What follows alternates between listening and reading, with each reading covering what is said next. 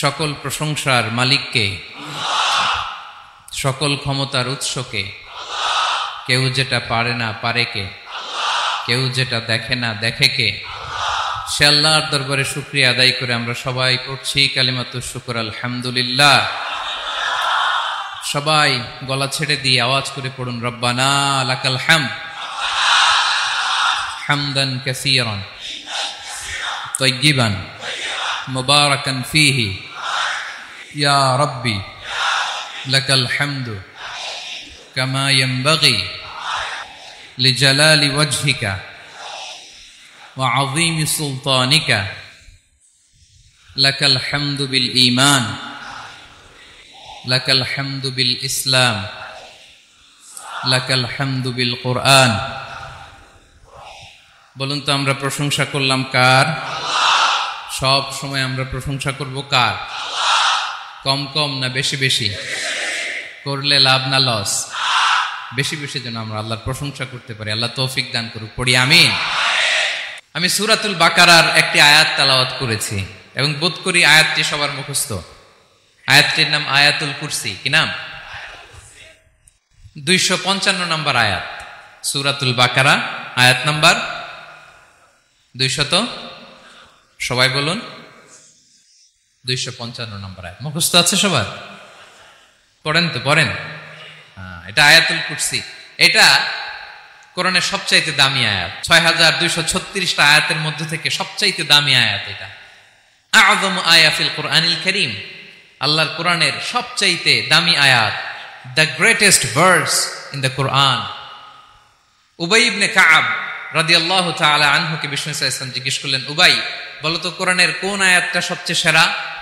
উবাই জানেন, তারপরে বললেন আল্লাহু ওয়া রাসূলুহু আ'লাম, আল্লাহ আল্লাহ রাসূল ভালো জানেন। দেখেন কত বিনয়ী ছিলেন সাহাবারা, জেনে উত্তর দিতে চাইতেন না, ভাবতেন না জানি বিশ্বনবী নতুন কিছু আমাদেরকে জানায়।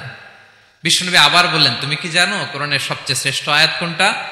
এবার উবাই ভাবলেন এবার আমি উত্তরটা দিয়েই দেই। তিনি বললেন আয়াতুল কুরসি, আল্লাহু লা ইলাহা ইল্লা হুয়াল হাইয়ুল কাইয়্যুম, এটা শ্রেষ্ঠ আয়াত। বিশ্বনবী খুশি হয়ে উবাই ইবনে কাবের বুকে একটা চাপড় মারলেন, এরকম আদরের চাপড় দিয়ে বললেন, লিয়াহনিকাল ইলমু ইয়া আবুল মুনজির, হে আবুল মুনজির, জ্ঞান এবং প্রজ্ঞা তোমার জন্য মোবারক হোক, তুমি ঠিক বলেছো। সুবহানাল্লাহ পড়ে। তাহলে এই প্রথম ইনফরমেশনটা আজকে জানলাম, কোরআনের সর্বশ্রেষ্ঠ আয়াতের নাম। সবাই বলবেন একসাথে, কোরআনের সর্বশ্রেষ্ঠ আয়াতের নাম কোন সূরায়? আয়াত নাম্বার 255। এত আয়াত থাকতে এই আয়াতটা কেন সর্বশ্রেষ্ঠ হলো রে ভাই? এর কারণ এই আয়াতের ভেতরে আল্লাহ তাআলা তার নিজের পরিচয় তুলে ধরেছেন।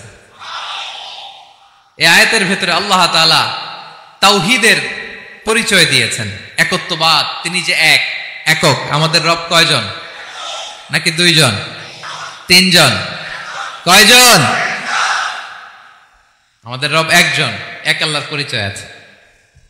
এখানে আল্লাহর জ্ঞান, আল্লাহর ক্ষমতা, আল্লাহর কুদরতের বিবরণ আছে। এই একটি আয়াতে আল্লাহর 4টা আসমাউল্লাহিল হুসনা আছে। আল্লাহর 4টা সুন্দর সুন্দর নাম, আল হাই, আল কাইয়ুম, সবশেষে আছে আল আলী, আল আযীম। মোট কয়টা? জোরে বলেন। আল হাইয়ুল কাইয়ুম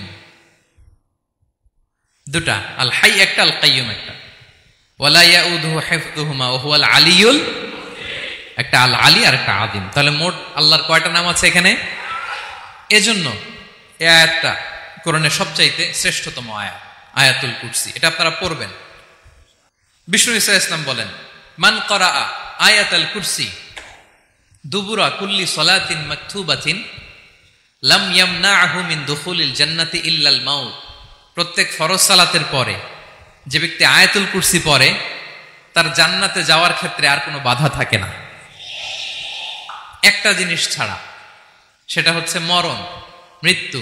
লোকটা মরে না তাই জান্নাতে যায় না, মরলেই জান্নাতি। প্রত্যেক ফরজ সালাতের পরে যদি কেউ আয়াতুল কুরসি পড়ে তার জান্নাতে যাওয়া কেউ ঠেকাতে পারবে না, কোনো বাধা নাই। একটা বাধা আছে, সেটা কি? মরে না, না মরলে জান্নাতে যেতে পারবেন, মরলেই। তাহলে কত ফজিলতপূর্ণ আয়াত বলেন। বাতুপা হাতের আমার কলেজার টুকরা ভাইয়েরা, প্রত্যেক ফরজ নামাজের পরে এটা পড়বেন ইনশাআল্লাহ বলেন সবাই। প্রত্যেক ফরজ সালাতের পরে এই আয়াতুল কুরসি পড়বেন। এবং বিষ্ণু ইসা ইসলাম বলেছেন, যখন ঘুমোতে যাবা, ইদা আওয়াইতা ইলা ফিরাশিক, যখন ঘুমোতে যাবা আয়াতুল কুরসি পড়বা। যদি পড়ো, আল্লাহর পক্ষ থেকে আপনার সিকিউরিটির জন্য আল্লাহ একটা স্পেশাল ফেরেশতা নিয়োগ দেয়। সকাল পর্যন্ত আপনার সিকিউরিটি দেয়, শয়তান আপনার কাছে আসতে পারে না। ফজরের পরে পড়লে মাগরিব পর্যন্ত সিকিউরিটি, প্রোটেকশন ফ্রম আল্লাহ। মাগরিবের পরে পড়লে ফজর পর্যন্ত প্রোটেকশন ফ্রম আল্লাহ। তাহলে this Ayatul Kursi should be our ওয়াজিফা, ডেইলি ওয়াজিফা at every morning and every evening for every Muslim. ঠিক কিনা বলেন? প্রত্যেক মুসলিমের স্পেশাল ওয়াজিফা হবে আয়াতুল কুরসি। ফরজ নামাজের সালাম ফিরানোর পরে আস্তাগফিরুল্লাহ আস্তাগফিরুল্লাহ আস্তাগফিরুল্লাহ 3 বার, সুবহানাল্লাহ 33 বার, আলহামদুলিল্লাহ 33 বার, আল্লাহু আকবার 33 বার, লা ইলাহা ইল্লাল্লাহ ওয়াহদাহু লা শারীকা লাহু, এগুলো পড়ার পরে আমরা আয়াতুল কুরসি পড়ব। তাহলে জান্নাতে ঢোকার এন্ট্রি আমার কেউ ঠেকাতে পারবে? তাহলে পড়বেন সবাই আয়াতুল কুরসি। এই হচ্ছে আয়াতুল কুরসির ফজিলত। জাদু টোনা, বান, ব্ল্যাক ম্যাজিক, এগুলোর অনিষ্ট ক্ষতি আছে না নাই? অনেকের সমস্যা, বলে হুজুর ব্ল্যাক ম্যাজিক করেছে, জাদু করেছে, বান মেরেছে। এগুলো থেকে আল্লাহ তাআলা আপনাকে প্রোটেকশন দিবেন। শয়তান আপনাকে ওয়াসওয়াসা দিতে পারবে না, কাছে আসতে পারবে না। জিন এসে আপনার ডিস্টার্ব করতে পারবে না। জিন পরে ডিস্টার্ব করে না? হ্যাঁ, এই প্যারানরমাল বিষয়গুলো, সুপারন্যাচারাল যেগুলো, জিন পরি ডিস্টার্ব করে। আয়াতুল কুরসি পরে ফু দিবেন, কাছেও আসবে না। সুবহানাল্লাহ। প্রোটেকশন দিবে কে? তাহলে রামাটেক্স গ্রুপের আজকের প্রোগ্রামে আমরা সবাই একমত হলাম যে আমরা এখন থেকে ডেইলি ফরজ সালাতের পরে আয়াতুল কুরসি পড়বো। ঠিক কিনা? কিন্তু তার আগে তো নামাজটা পড়তে হবে নাকি?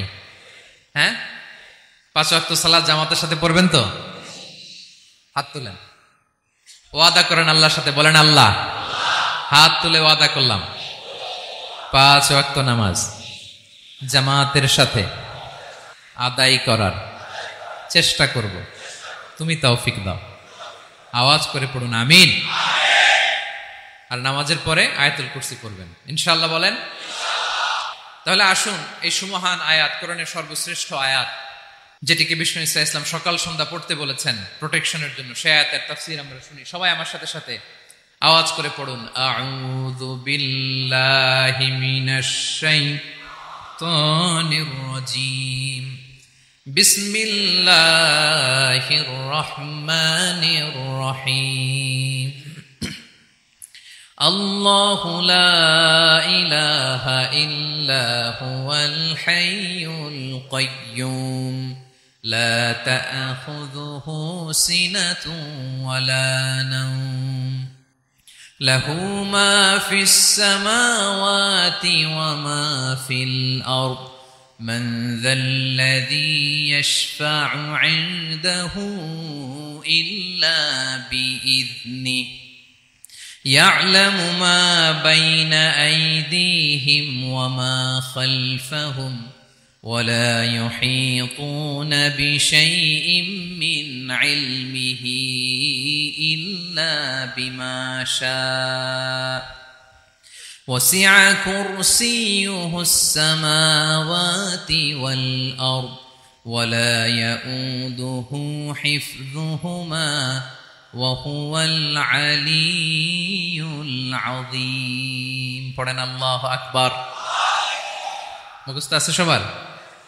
না থাকলে আজকে করে নেবেন, পারবেন তো ইনশাআল্লাহ।